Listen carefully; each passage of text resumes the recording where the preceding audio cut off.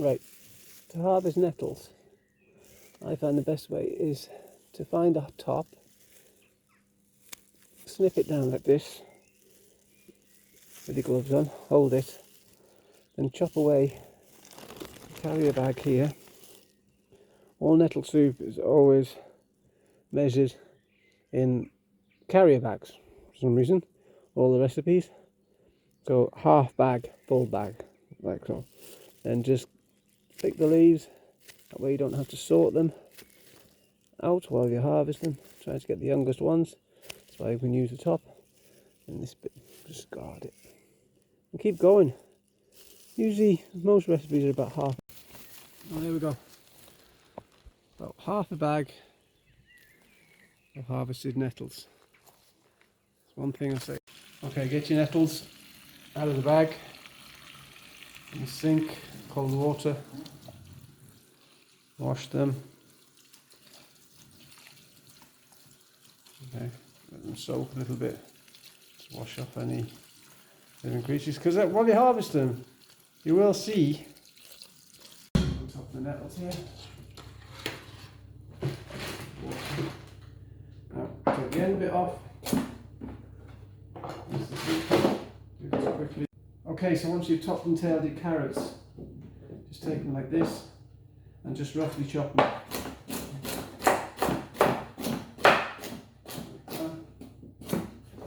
Push one side and roughly chop them.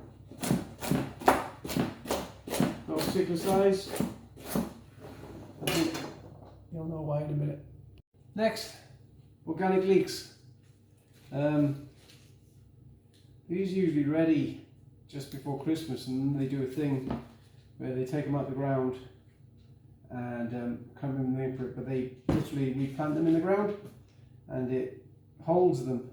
But this time of the year it starts to get a little bit crappy, but still a lot of in them. I won't use onions very much because these are I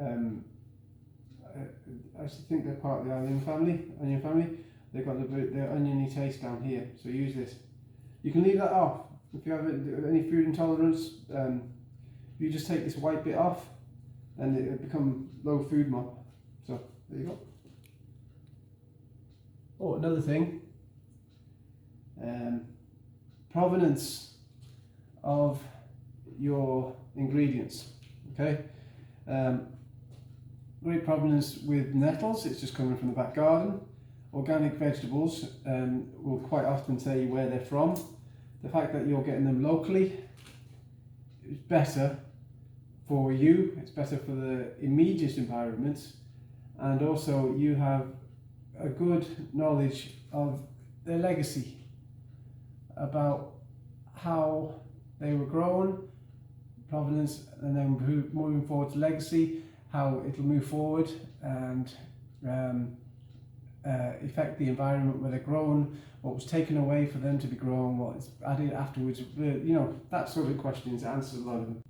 Okay, so preparing leeks, likewise carrots, top and tail it. Don't go down too far with this green stuff. It's crapping out top of weight, so I just peel it off. It's only taking the ends off really. There you go. Do that. Now, the outside here, just pull it down, peel it off. Any of those crappy leaves, taken down all the way. Good thing about organic leeks is they're absolutely filthy. Good provenance.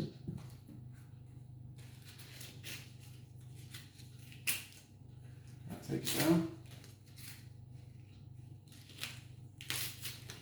There we go. Get rid of all that.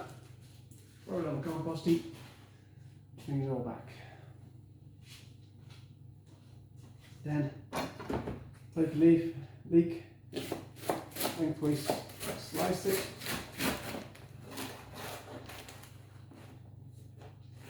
Rough chop it.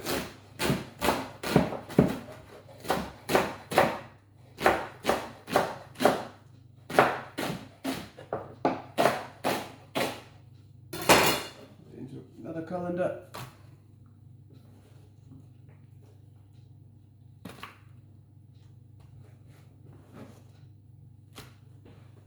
and then wash them well with cold water. The last thing is organic potatoes. These are Millhouse Farm, same sort of leeks were, and there's from Williamstown, which is only 10 kilometres from here. Right. I can live with that. Still walking distance. Okay, there's my ingredients prepared. Organic potatoes. Just going to wash these in a minute. Get the skin on nearly everything. Okay, organic. Wash them with cold water. There is an awful lot of nutrients underneath the skin of virtually everything. Okay, and this is live food. Do you know? Live food is good food. Organic, whole food. All right. Another thing, using organic bread. With vegans, they say, and vegetarians as well, they don't get enough B12. B12 is only found in meat. It's not actually, it's found in a few things, it's found in seaweed as well. But I like to flavour soups with seaweed anyway, because of B12 in it. But B12 actually comes from the ground, from the earth. You know, what's healthy soil, not over fertilized or antibodyized. You know, it goes into the animals from them eating off the ground. Organic veg, if you wash it by hand in cold water, probably going to contain still quite a bit of dirt. B12. Don't be scared. Okay, so spread out the veg, potato, leek on the 2 baking trays here. I'm not being very specific with quantities here, and there's a main reason for that is that I'm trying to keep the authority out of it. That you can be way more mindful of food and think about it way more if you kind of almost second guessing yourself. Is that enough of that? Do we need more of that? Let me just try it this time. Didn't work like that last time. I could do with a bit more this time. You know what I mean? It becomes yours. It becomes your thing. Alright? I know it's highly frustrating to some people, but you get it in the end. Bit of pink salt. Season it up. Another thing, I like to cook soup like this because I don't like to use oil, as little as possible, because do you know where vegetable oil comes from? Vegetables. Right? So the salt on it is going to make them sweat. It's going to start moisture coming out. With that moisture, oil's going to follow it. They're going to cook themselves. Also, carrots or root vegetables, they are a starch, and when you apply heat to them, it breaks down the starches and it turns them into sugars. Okay, so, and sugars are a triglyceride, which are 3 glycerin molecules to every fatty acid. So, guess what? They have fat in them too.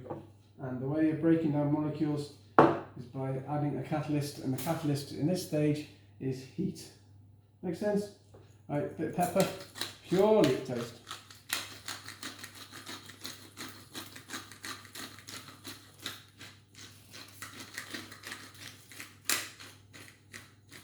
This little thing here, which is like grinding chili and garlic. Because I do like a bit of chili. Put that on there. Now, how are we going to roast these here to get the maximum amount of flavour out of them, and it will also complement the sweetness of the nettle is we are going to add a magic ingredient, favourite of mine, some pure Canadian maple syrup. So these are going to be maple roasted. Just liberally pour it on. Quite liberally. I'd say I used about 200 grams of that there. Now, then take your hands, work it in, and get it nice and coated. No point in letting it burn and waste. Like that. The things that are going to take longer to cook in this little menage are the carrots. They're going to take longer to cook. Okay, followed by the potatoes, and then the leek. Right. The leek will break down as well. It'll get sweeter. Everything here will get sweeter and release its own oil. There's another reason why I like doing this is that any soups like this, the least oil you've got, the more likely it's going to taste nicer cold. You know, because there's not going to be that filmy, fatty taste in your mouth. It's going to be, it's going to taste just. There's not the fat will coat your taste buds. You won't taste the flavors. Less fat, it'll be you'll get much more flavors. So the flavor will work in as a cold dish or as a hot dish. Not that keen on hot foods anyway, because I find they kind of get rid of the flavor as well. Okay, I'm going to pop these in the oven here now. So the oven's on about 190, nice and hot. In there. We're going to go in for about 30 to 35 minutes. Just checking. You want it, you just basically want the carrots to be soft, okay? If the carrot's soft, everything else is ready. Now, that's that. Okay, the next thing is to make the stock. You can just go and get a vegetable stock, you can make your own vegetable stock. What I prefer to use is miso. Okay, there are lots of different types of miso. This is the white bean paste miso. It's about 30% soybean, it's vegan, you know, there's good protein in there, rice, salt and alcohol. It's very tasty. Along with roasting the vegetables, releasing flavours there and sugars, and then later on I'm going to add a little bit of apple cider vinegar to balance it out, so the sweetness, and then just season it up and that lot. You do get a very, very tasty soup. So just put water in here. It's about 1 teaspoon of miso paste for every litre of water. I kind of like a little bit more than that, but I've got a liking for salt lately. That's really only stopping you. It's the amount of salt. Just put the paste in there, and you got to judge it in such a way that when you add the cooked veg to this and the nettles, it's just about not covering it. Okay, it's easier to add moisture later on to thin out the soup and thicken it. Makes sense, doesn't it? So that's that. So just take that and put it on the heat. Big pan here. By the way, great book this. Got a few of these. This one's quite well worn. The rabbit had a go at it as well. They're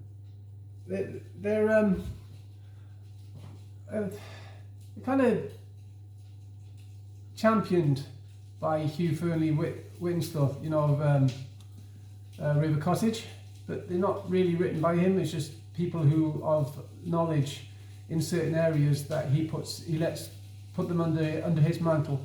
This one's called Hedgerow. It's by John Wright. Okay, it's a little secret really, like all Michelin level chefs will probably have most of these. It does everything. It's like what is in the hedgerow, this one, and at the back of it, it has like a recipe section. I don't so much, I use the recipes really as kind of like a lead into what I want to do. They're fairly basic now, but they're, you know, it's nice. Like this nettle soup one in here, it's like, you know, they're frying it in butter and, you know, stuff like that. I wouldn't do that. And it's got chicken stock, and I wouldn't do that, obviously. You know, it's just stuff like, you know, you can, it doesn't matter. It's not plagiarism if you take somebody else's idea and then take it forward a few steps, you know? And I'm sure John Wright wasn't the first person to come up with the nettle soup anyway. Now, there's stuff in here which I've never tried before, which I might do, but hogweed tempura. You know, I've made tempura before, but like making it with hogweed, there's a lot of stuff in here. There's great little books. Wild garlic parcels, wild garlic pesto, nettle again, nettle ravioli, watercress. Can't get that much of that around here, but you do where I'm from in North Wales. A lot of watercress there. The wild stuff, the big leaf stuff. Chickweed pakora. Wow. I didn't see that one before. Oh, lovely. Anyway, that's it.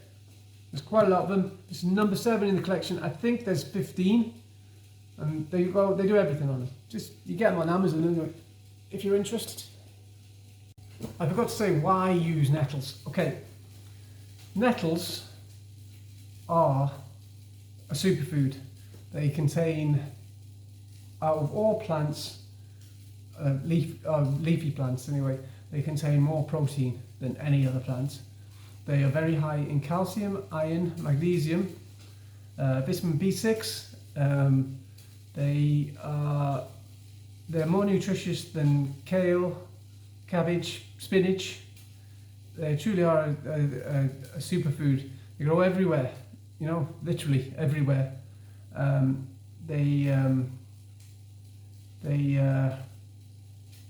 You know, they're easier at this time of year to use because they're young. But what's this website here say? It says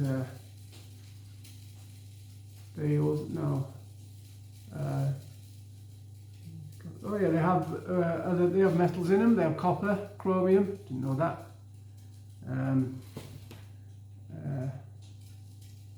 There's only one more thing that's more nutritious, and that's seaweeds. And I put seaweeds in this, as you'll see in a minute. Okay, so there's a little side note for you. Okay, so while we're waiting for those vegetables to cook, I'm going to show you how to prepare seaweed. Buy this is Irish organic seaweed. This is Dilisk.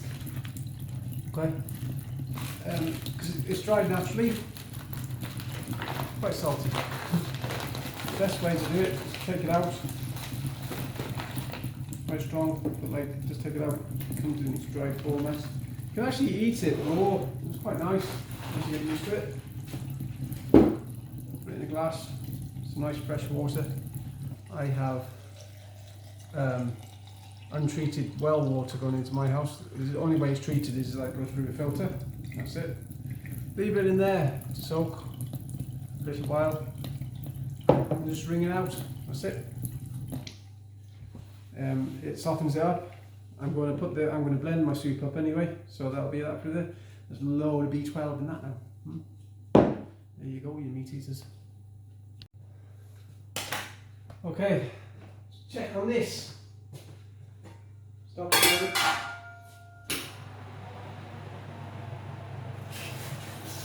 This tray. Yeah. See? Beautiful there. Now, carrots. Bottom part. Beautiful.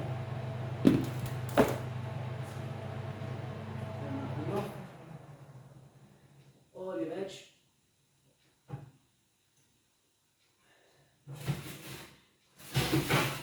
I'm not so worried about got excess oil there because we put it in.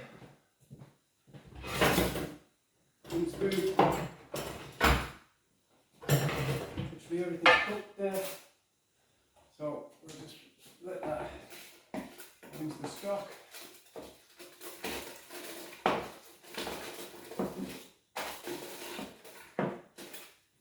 Straight away, straight out the oven. Because you need that to come back up to oil, rather than simmer.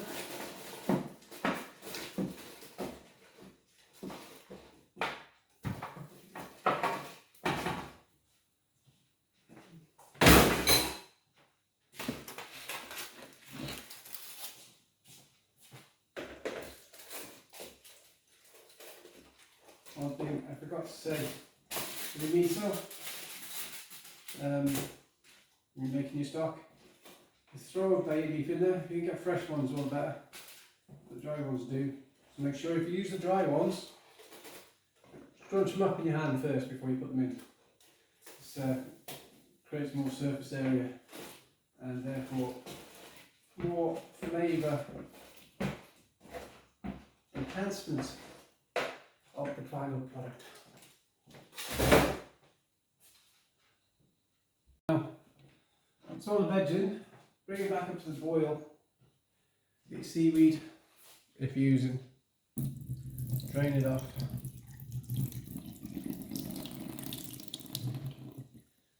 Take it out. Give it a good squeeze. If you want to, at this stage, you can do it for. Take a bit and taste it. Only tastes like cabbage, you know. But you take a lot of salt out of that. You don't have to rinse it like that, but you'll get a lot less salt in it. It is very salty though. Okay, so let that come back up to the boil. Shouldn't take long because everything was hot.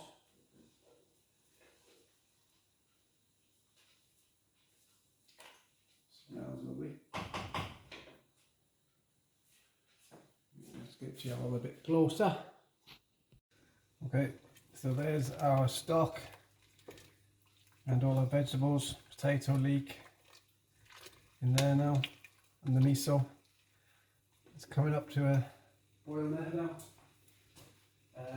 So we get our nettles, and we just literally drop them in. A lot of effort there. Drop them in a bit. Sorry. Now push them under. Literally just give them a minute sitting in that. You don't want them to cook because they'll lose their flavor, they'll lose their colour. I can get a bit more technical with you, but I won't. It's a bit too much. So turning off the heat there. Now you can go looking for your bay leaf and remove it. It's what you should do. I tend not to. I don't put too many in it. If you put too many of them in, it's what's got some additional herb. So it'll have a little bit of an additional flavour to it. But I like it. Stick blender.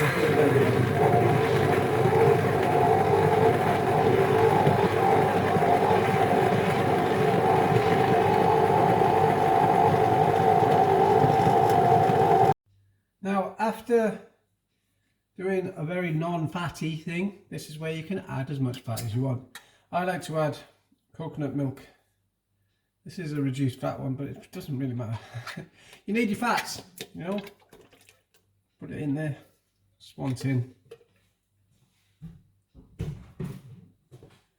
And apple cider vinegar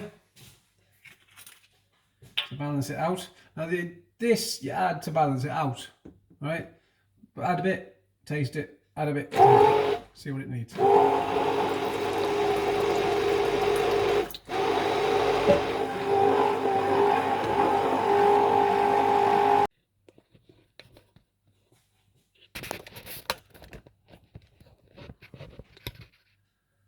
So, taste.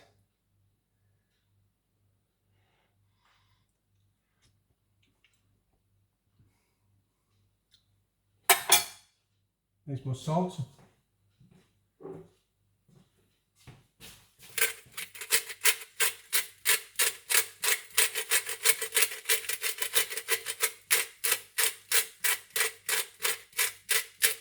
Definitely needs more pepper.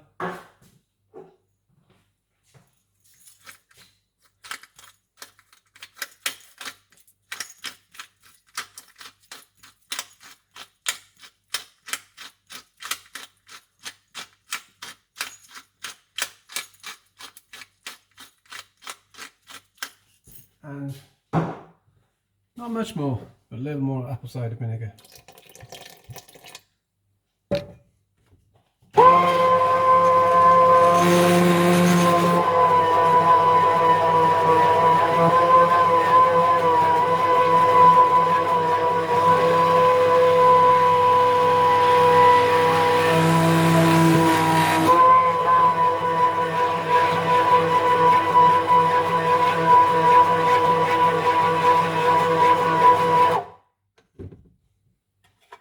Taste again.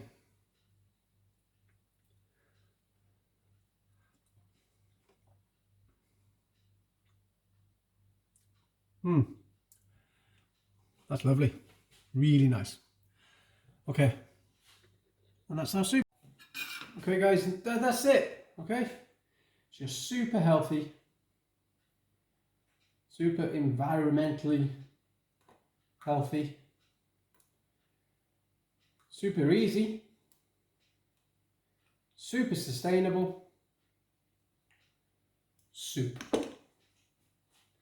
That's it there. If you wanted to, you can put some creme fraiche in the top of that. A nice one is a little, if you open the can of it, if you get a tin of coconut milk and open it upside down and pour out the milk, so you're just left with the cream, or you can actually buy the coconut cream now, and just get a little bit of that and put a teaspoon of that in the top of it and give it a little bit of a swirl, and add some toasted almonds. You know, you're beating any restaurant there, I'm telling you.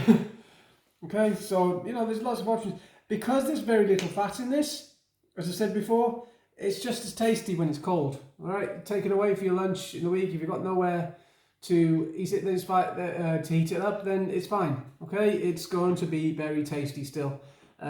It's extremely nutritious with the adding of the apple cider vinegar. You know, as far as gut health go, if you've got any sort of problem with IBS or anything like that, anything fermenting in your colon, this will,